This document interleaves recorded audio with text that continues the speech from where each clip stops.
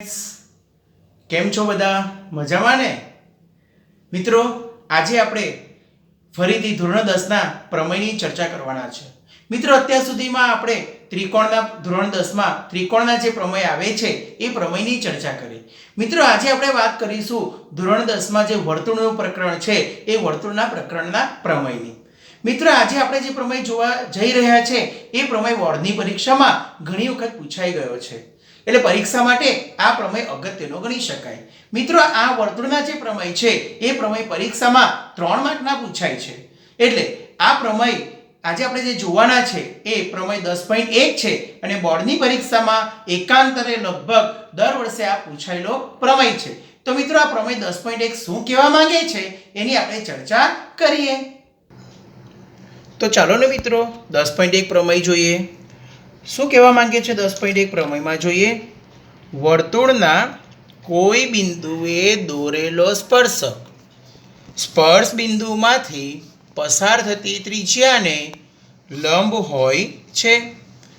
વર્તુળના કોઈ બિંદુએ દોરેલો સ્પર્શક એટલે આકૃતિ દોરવી હોય તો પહેલા વર્તુળ દોરવું પડે, એનું કોઈ બિંદુ લેવું પડે, તે બિંદુએ સ્પર્શક દોરવો પડે, ત્યારબાદ સ્પર્શ બિંદુમાંથી એક ત્રિજ્યા દોરવી પડે.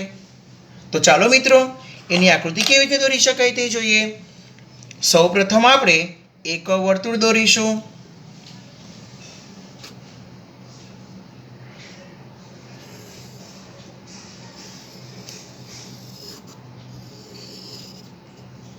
બરાબર મિત્રો, આ વર્તુળ જે છે એ વર્તુળના કેન્દ્રને આપણે O નામ આપીશું. બરાબર મિત્રો, હવે વર્તુળના કોઈ બિંદુએ દોરેલો સ્પર્શક એટલે વર્તુળનું કોઈ બિંદુ લઈએ. બરાબર, આ બિંદુને નામ આપીએ આપણે P અને આ P બિંદુએ દોરેલો સ્પર્શક. ચાલો, તો P બિંદુએ આપણે એક સ્પર્શક દોરીશું.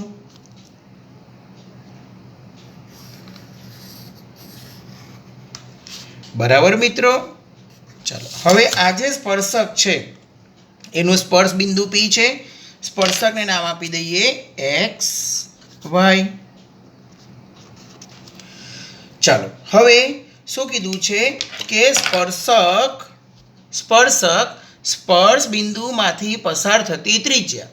સ્પર્શ બિંદુ P છે, વર્તુળનું કેન્દ્ર O છે, એને જોડીએ તો સ્પર્શ બિંદુ P માંથી પસાર થતી ત્રિજ્યા આપણને મળે. બરાબર, તો આટલી વસ્તુ આપણને પક્ષમાં આપેલી છે અને ત્રિજ્યાને લંબ હોય છે એ આપણે સાબિત કરવાનું છે.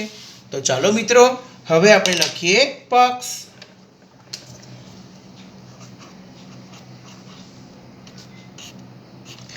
આપણે લાંબુ પક્ષ લખીએ ને કદાચ પોઈન્ટ પ્રમાણે લખીએ તો બહુ સરળ પડી જાય. ચાલો, શું આપ્યું છે? પહેલા તો એક વર્તુળ છે, વર્તુળનું કેન્દ્ર O છે. બરાબર, વર્તુળનો સ્પર્શક XY છે, P એનું સ્પર્શ બિંદુ છે. બરાબર, તો 3 મુદ્દા. પહેલું લખીશું વર્તુળનું કેન્દ્ર O છે. ચલો, બીજો મુદ્દો વર્તુળનો સ્પર્શક રેખા XY છે. વર્તુળનો સ્પર્શક રેખા XY છે.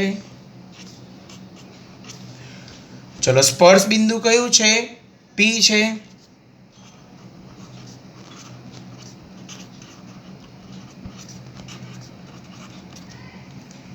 ચલો, ત્યારબાદ આગળ વાત કરીશું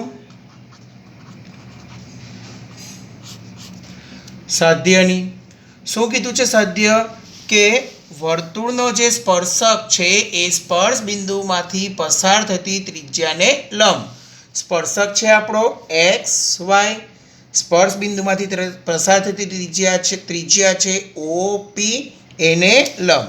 એટલે સ્પર્શ બિંદુમાંથી પસાર થતી ત્રિજ્યા OP લંબ સ્પર્શક XY. બરાબર મિત્રો, ચાલો હવે આપણે આ પ્રમેયની સાબિતી જોઈએ.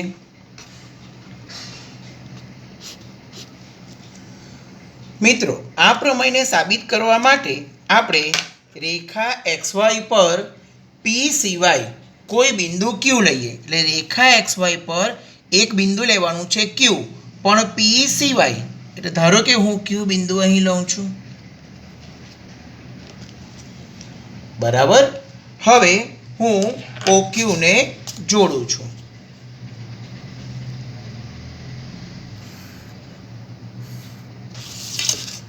બરાબર મિત્રો. તો ચાલો આપણે રેખા XY પર P સિવાય કોઈ બિંદુ Q લીધું, બરાબર. એને આપણે લખી દઈએ. સાબિતીનો પહેલો મુદ્દો, રેખા XY પર P સિવાય કોઈ બિંદુ Q લીધું. રેખા XY પર P સિવાય કોઈ બિંદુ Q લીધું. બરાબર મિત્રો. ચલો હવે આગળ આપણે PQ રેખા દોરી, એટલે બીજો મુદ્દો આવશે, રેખા OQ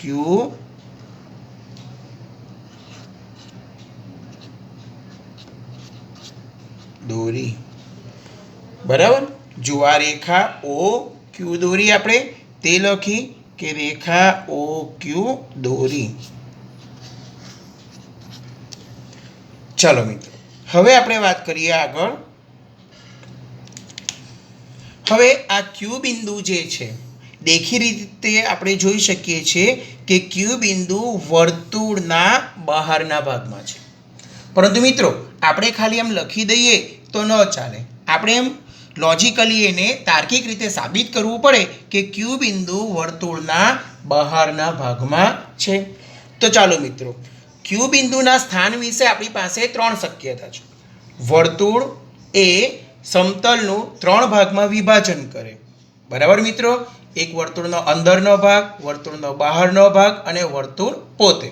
આપણે એને જરાક સાઈડ પર સમજીએ. જુઓ મિત્રો, આ એક વર્તુળ છે. વર્તુળનું કેન્દ્ર O છે.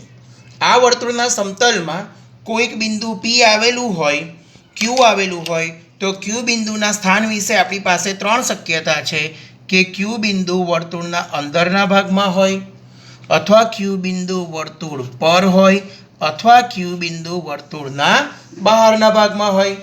આપણે એમ સાબિત કરવાનું છે કે Q બિંદુ વર્તુળના બહારના ભાગમાં છે. બરાબર મિત્રો. તો પહેલો ઓપ્શન છે આપણી પાસે કે Q બિંદુ વર્તુળના અંદરના ભાગમાં હોય. જો Q બિંદુ વર્તુળના અંદરના ભાગમાં હોય તો ફરીથી આપણે એક વર્તુળ દોરીએ.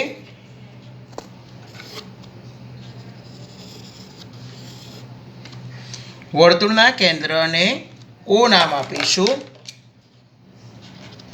Q બિંદુ વર્તુળના અંદરના ભાગમાં છે. બરાબર મિત્રો. હવે P બિંદુ તો સ્પર્શ રેખા પરનું બિંદુ છે. બરાબર મિત્રો. હવે આ P બિંદુ એ સ્પર્શ બિંદુ છે. Q અંદરના ભાગમાં છે. P અને Q બિંદુ આપણે અગાડી જોઈ ગયા તે પ્રમાણે P અને Q બિંદુ રેખા XY પર છે. એટલે P અને Q માંથી રેખા XY પસાર થાય છે. તો આપણુંમાંથી રેખા XY પસાર કરીએ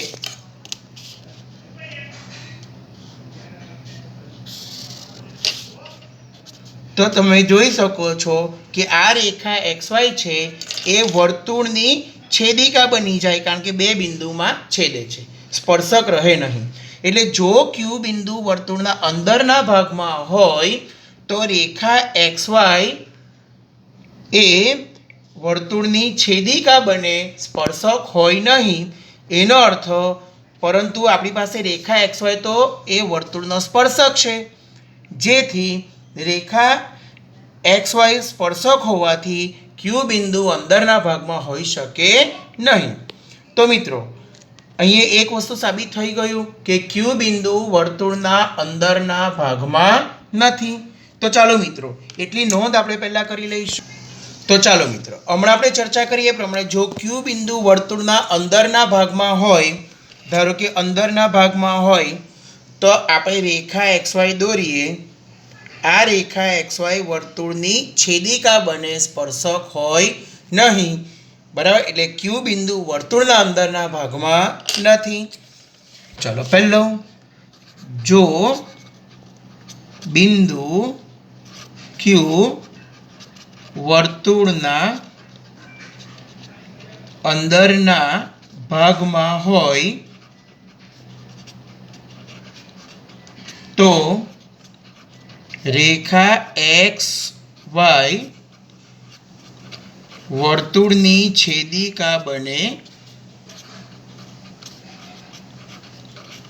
સ્પર્શક ન હોય. બરાબર મિત્રો, પરંતુ પક્ષમાં આપણને કીધેલું છે કે વર્તુળનો સ્પર્શક રેખા XY છે, એટલે પરંતુ રેખા XY વર્તુળનો સ્પર્શક છે માટે બિંદુ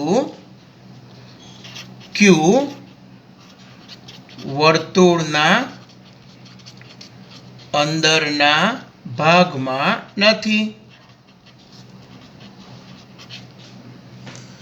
બરાબર મિત્રો, તો હવે આપણી પાસે બીજો વિકલ્પ આપે કે ક્યુ બિંદુ વર્તુળ પર હોય. બરાબર, હવે જો ક્યુ બિંદુ વર્તુળ પર હોય તો ક્યુ બિંદુ આપેલા વર્તુળ પર ગમે ત્યાં હોઈ શકે.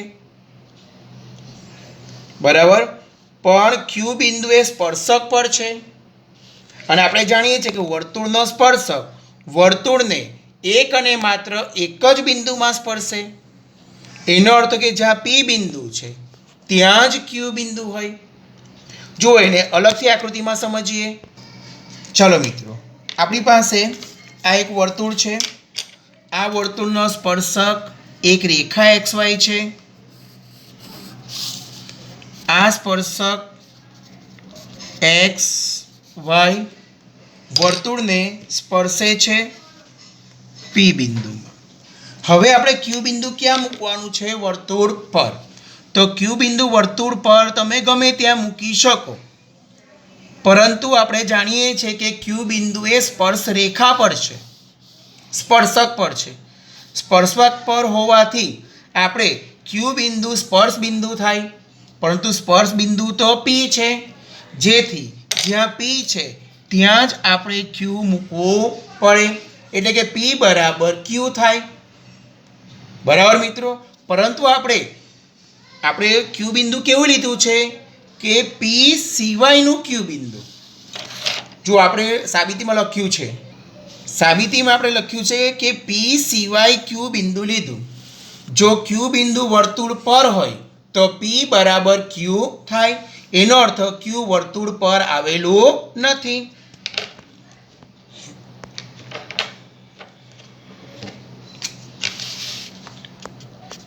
આગળ, જો બિંદુ ક્યુ વર્તુળ પર હોય તો P બરાબર ક્યુ થાય, પરંતુ P સિવાય કોઈ બિંદુ છે. બરાબર, એટલે P બિંદુ વર્તુળ પર આવેલું, ક્યુ બિંદુ વર્તુળ પર આવેલું નથી. ધેરફોર ક્યુ બિંદુ વર્તુળ પર નથી. બરાબર મિત્રો, આનો અર્થ સીધું સાબિત થઈ ગયું કે ક્યુ બિંદુ વર્તુળના બહારના ભાગમાં છે, માટે બિંદુ ક્યુ વર્તુળના બહારના ભાગમાં છે. બરાબર મિત્રો, હવે જો ક્યુ બિંદુ વર્તુળના બહારના ભાગમાં હોય તો OQનું જે માપ છે એ માપ OP કરતાં વધારે થાય. ત્રિજ્યા છે OP, આપણે જાણીએ છીએ કે બહારના ભાગમાં આવેલું બિંદુ ત્રિજ્યા કરતાં વધારે અંતરે થાય, એટલે therefore OQ greater than OP. એટલે ઓક્યુનું માપ ત્રિજ્યા ઓપી કરતાં વધારે છે. બરાબર મિત્રો? ચલો મિત્રો, હવે આ ક્યુ બિંદુ છે એ ક્યુ બિંદુનું સ્થાન તમે રેખા XY પર પી સિવાય ગમે ત્યાં લો. દાખલા તરીકે હું ક્યુ બિંદુ અહીં લઉં તો બી એ બહારના ભાગમાં જ થશે. બરાબર? ચલો આપણે એક અલગથી આકૃતિથી સમજીએ. ચલો જો આ એક વર્તુળ છે, વર્તુળનું કેન્દ્ર O છે, વર્તુળનો એક સ્પર્શક દોરીશું આપણે.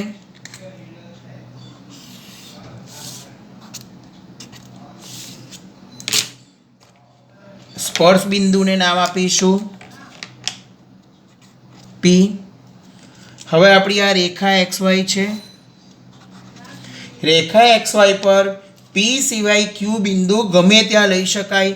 દાખલા તરીકે રેખા XY પર ક્યુ બિંદુ આપણે અહીં લઈએ. બરાબર? એ સંજોગોમાં આપણે અહીં ઓપી દોરીએ તો ઓપી ત્રિજ્યા થશે. ઓક્યુ દોરીએ તો ઓક્યુ પણ ત્રિજ્યા, ઓક્યુ જે છે ત્રિજ્યા કરતાં વધારે થશે. એટલે કે ઓક્યુ ગ્રેટર ધેન ઓપી.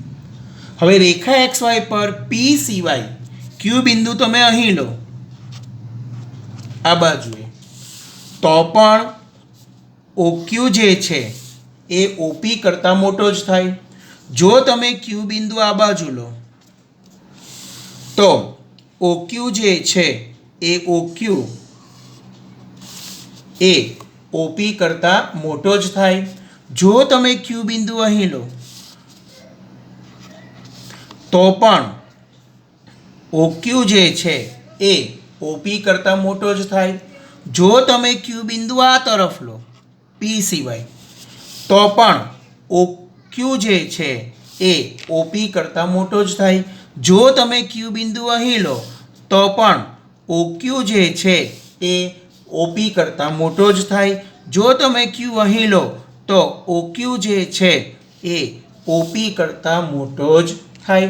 એનો અર્થ કે રેખા XY પર પી સિવાય ક્યુ બિંદુ તમે ગમે ત્યાં લો, આ ઓક્યુ ગ્રેટર ધેન ઓપી એ સત્ય છે. બરાબર મિત્રો? તો આ એક મુદ્દો છે, એની આપણે નોંધ કરી લઈએ.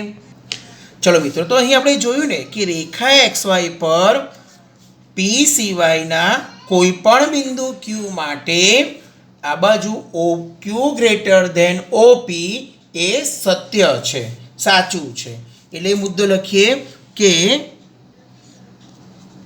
માટે રેખા XY પર પી સિવાયના કોઈ પણ બિંદુ ક્યુ માટે ઓક્યુ ગ્રેટર ધેન ઓપી સાચું છે. બરાબર મિત્રો? ચલો હવે આગળ વાત કરીએ.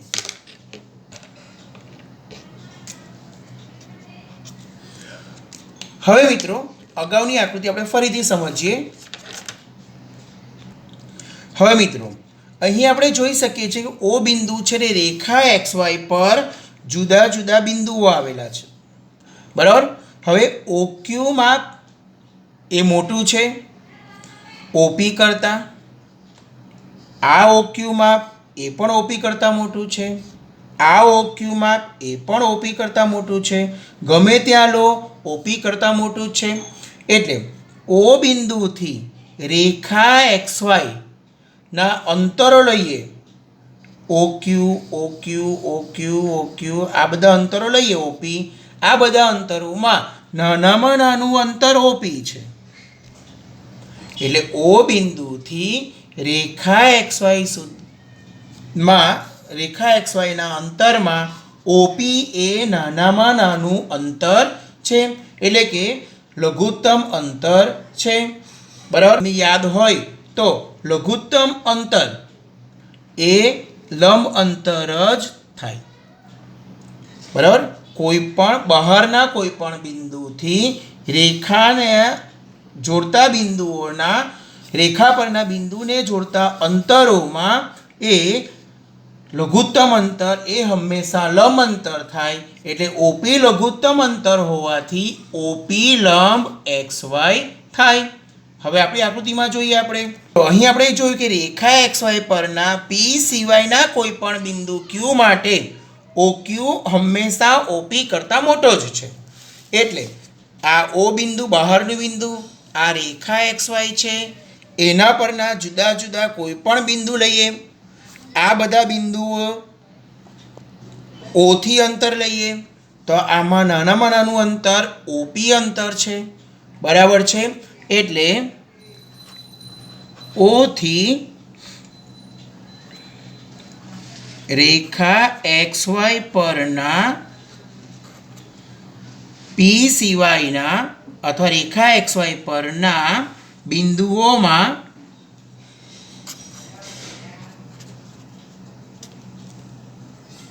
રેખા XY પરના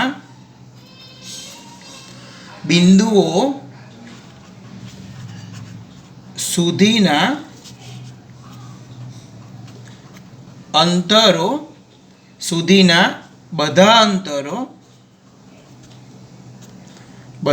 અંતરોમાં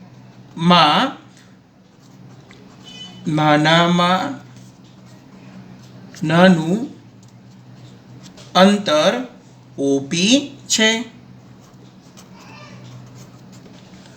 બરાબર. હવે નાનામાં નાનું અંતર એ લંબ અંતર થાય. એટલે માટે OP લંબ XY થાય. બરાબર મિત્રો. તો આ પ્રમેય આપણે આ રીતે સાબિત કરી શકીએ. મિત્રો અત્યાર સુધી એના બધા પ્રમેય કરતાં આ પ્રમેય અલગ એટલા માટે પડે છે કે આ પ્રમેય તાર્કિક પ્રમેય છે. મિત્રો આ પ્રમેયને તમારે સરળતાથી યાદ રાખવો હોય ને તો તમે એવું પણ કરી શકો કે આના દરેક મુદ્દાને નંબર આપી દો અને નંબર પ્રમાણે મુદ્દાને યાદ રાખી લો. દાખલા તરીકે આને નંબર આપી દો 1, આને નંબર આપી દો 2, આ નંબર થશે 3, 4, 5, 6, 7, 8, 9, 10, 11 અને છેલ્લો આપણો જવાબ 12 નંબર. બરાબર મિત્રો. તો આ રીતે આ પ્રમેય આપણે સાબિત કરી શકીએ. થોડો સમજીને યાદ રાખવો પડશે.